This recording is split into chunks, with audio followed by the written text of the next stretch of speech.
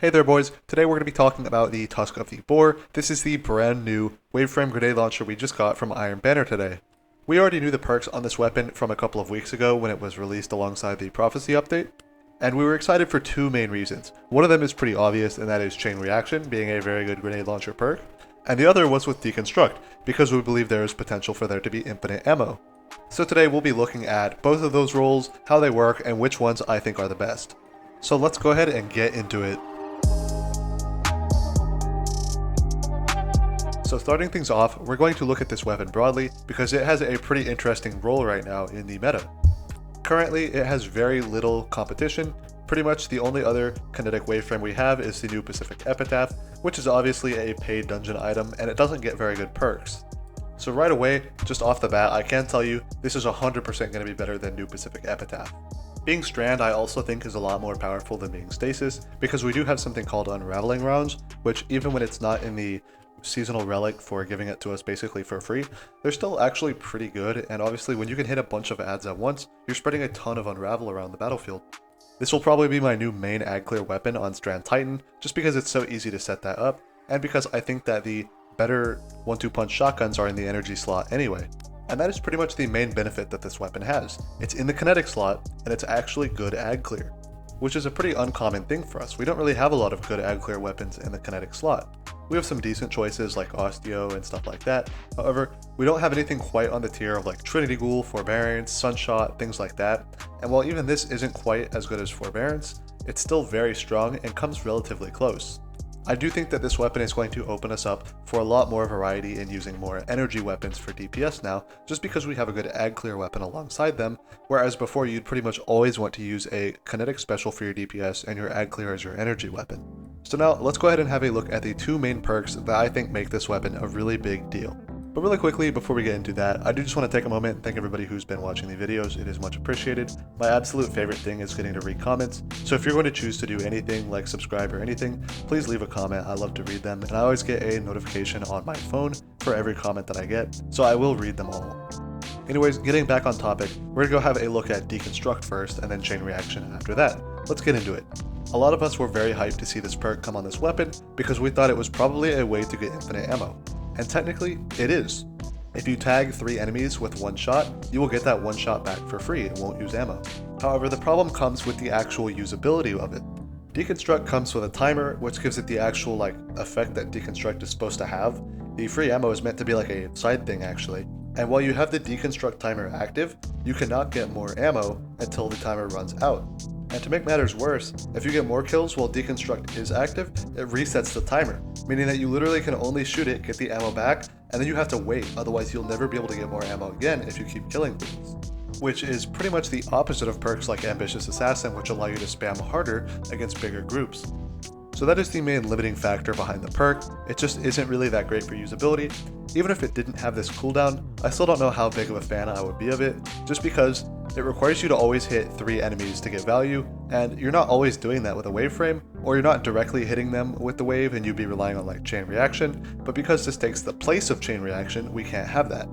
In the future, if we get a waveframe that has Deconstruct and Chain Reaction at the same time, I think it might be significantly more powerful of an option, but because it's in direct competition with Chain Reaction, and it has all of these limitations, I'm personally not a huge fan of it, but I'd love to hear what you guys think in the comments below, so make sure you let me know.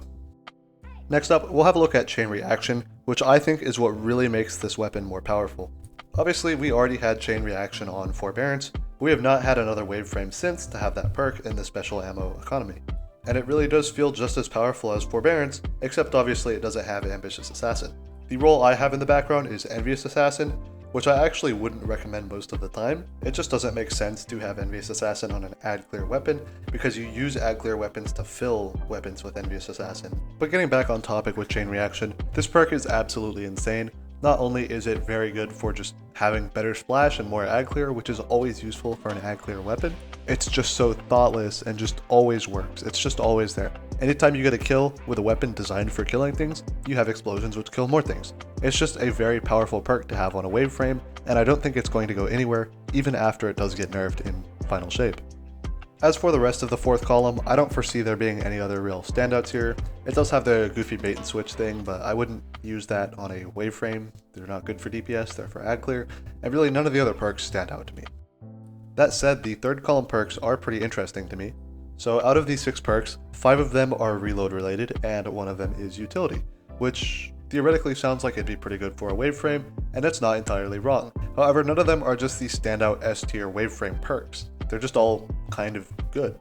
We don't have access to Ambitious Assassin, unfortunately, which would by far be the best perk here. However, we do have things like Slideways, which, while not as good as Slide Shot, and I think it's something Bungie's avoiding, making another Slide Shot grenade launcher at this point, I do think that Slideways is still pretty good here, because it's not too bad to just do the Slideways tech to cancel the timer and be able to spam it very quickly.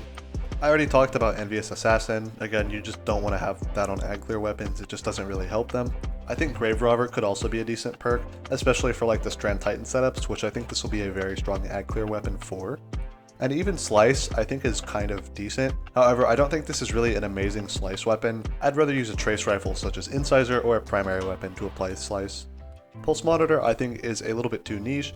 And Enlighten Action, I'm not too sure on either. I imagine there's going to be a lot of situations where you shoot the gun and start reloading before it actually hits the targets, which would obviously completely nullify the perk.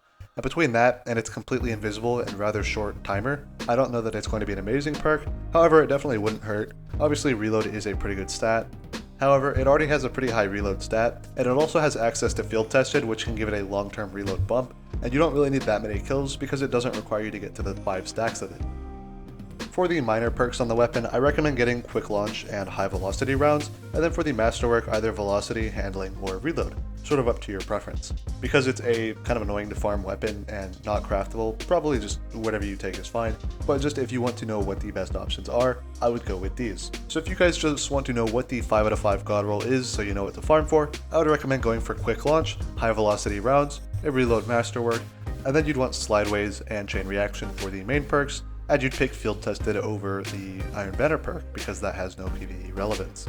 If you do get a reload masterwork and you have high velocity rounds chosen, you actually will get to 98 reload upon just getting 2 stacks of field tested, which only takes like 20 enemy kills to get. So very easy to get in PvE, and you'll just have a constant almost 100 reload stat.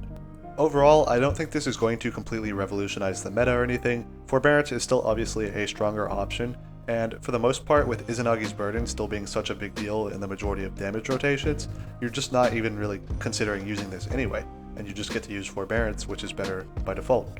However, I think that this weapon is a massive boon to some of the less common loadouts, or some of the less meta setups, or just some of the more specific setups like Strand Titan. Anyway, I'd love to hear your thoughts on the grenade launcher below, so make sure you leave me a comment and let me know. Otherwise, thank you so much for watching, I hope to see you in the next one. Bye bye!